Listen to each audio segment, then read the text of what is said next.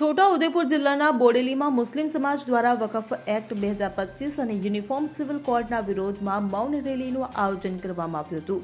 મુસ્લિમ સમાજના પુરુષો અને મહિલાઓએ મોટી સંખ્યામાં આ રેલીમાં ભાગ લીધો હતો. તેમણે કાળા કપડાં પહેર્યા હતા અને બેનર પોસ્ટર સાથે કાળી પટ્ટી ધારણ કરી હતી. આ રેલી અલીપુરા 4 રસ્તાથી શરૂ થઈને સેવા સદન સુધી પહોંચી હતી.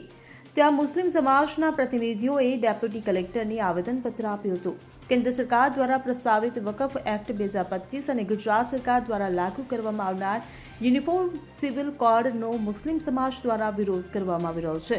આ કાયદાઓની વિરુદ્ધમાં મુસ્લિમ સમાજે શાંતિપૂર્ણ રીતે પોતાનો અવાજ ઉઠાવ્યો હતો. Bureau report CN24 news.